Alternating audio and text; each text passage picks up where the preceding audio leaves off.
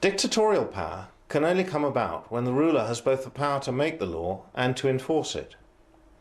Mussolini, Hitler and Stalin all achieved this total authority, resulting in staggering bloodshed.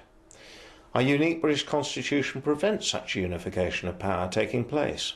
Some vital principles of our Constitution are the right to jury trial, the right of habeas corpus, the presumption of innocence, the right to silence, no taxation without representation, no cruel and unusual punishments. All these principles and others are at the core of our Constitution and integral to our liberty, with a separation of powers as the safeguarding mechanism at its heart. It is entirely different from the continental system of administration and the proposed EU Constitution, where nothing is allowed unless the law permits. Our ancient Constitution determines that the duty of our politicians is to maintain our liberty. Liberty is the norm in Britain and is only constrained by the law. We British are free to do anything unless the law prohibits. The British Constitution has prevented the worst excesses of tyranny or despotism for centuries. Why should we wish to exchange this for a system which supports the unelected, the irremovable and the unaccountable? The imposition of the EU Constitution will mean the end of the British Constitution, and along with it will go all the protections we have enjoyed for centuries, including our right and our children's right of self-determination. In addition to bringing about the end of our unique British form of freedom, the EU Constitution transfers significant political power to Brussels. This, together with the combined losses brought about by the 5 treaties, means that the British people will no longer be free to govern themselves. We are close to the end game. But the EU Constitution, we were informed, could only be implemented if all 25 countries ratified it.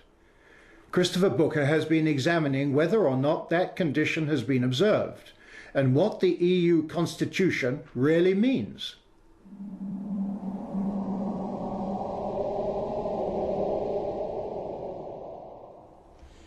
It was in the late 1990s that the political leaders of the European Union began to talk about the need to give Europe a constitution. For decades they had been proceeding with their plan to assemble a supranational government for Europe by stealth. But they had got so far, they now felt, that concealment was no longer necessary. If the United States had a constitution, so should the new United States of Europe. In 2002, delegates from 25 countries met for 15 months in Brussels to draft the new constitution, very much guided by their chairman, Giscard d'Estaing, the former president of France. It then took their governments another year to agree on the final text, this huge document here. The original American Constitution had just 7 articles.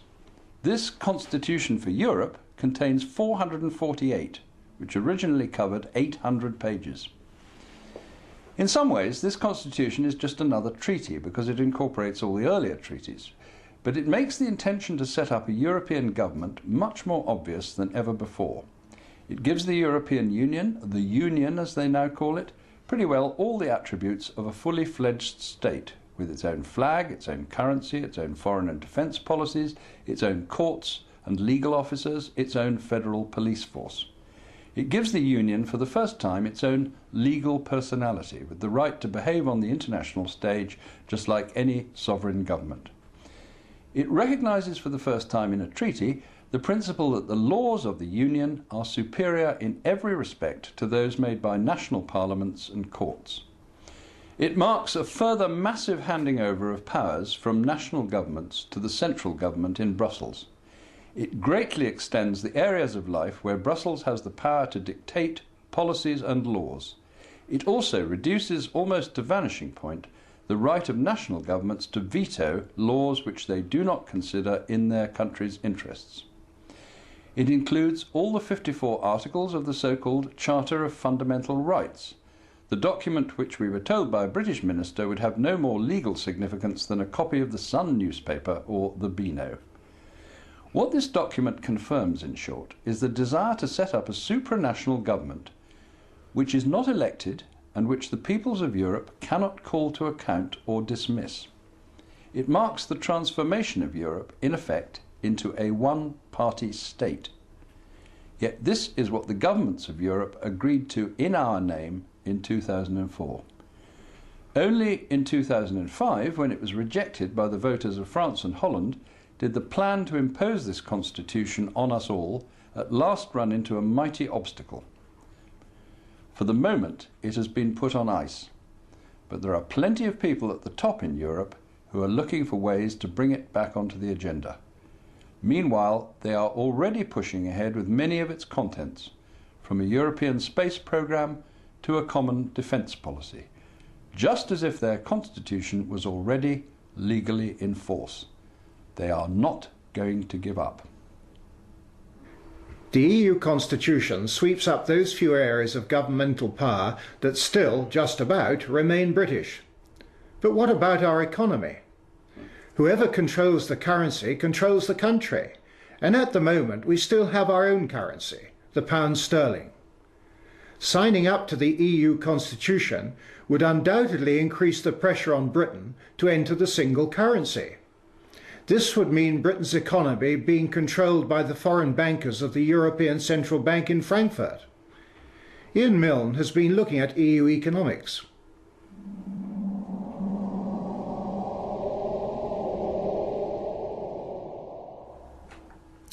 There's a huge misconception that the EU political economic model represents the future.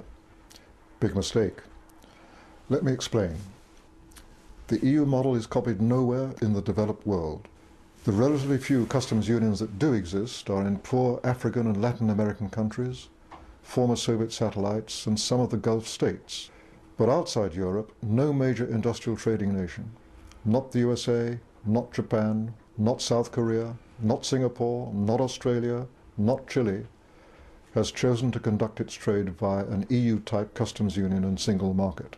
Neither, and here's the killer fact, have tomorrow's economic giants, China and India. All have chosen user-friendly, light-touch, government-to-government arrangements. That's the future, trade-wise. The claim that the UK needs the EU for its trade and jobs is an empty one. Over 90% of the UK economy is not involved in exporting to the EU. The USA, not in the EU, sells more to the EU than the UK does, without paying a penny to Brussels or imposing 1 ounce of EU regulation on the US economy. The UK has a huge and growing deficit on its trade with continental Europe, and the cost of UK membership of the EU massively outweighs the benefit. British access to the 6% of the world's population living in the EU costs us a fortune. The Treasury hands over £250 million of our taxes to Brussels every single week.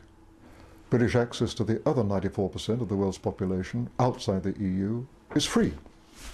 The fact is, the EU is the past, invented in the 1950s to meet the failures of the 1930s. But in tomorrow's world, it'll soon be an irrelevance, overshadowed by the USA, China and India, all of which, as it happens, conduct their business in English.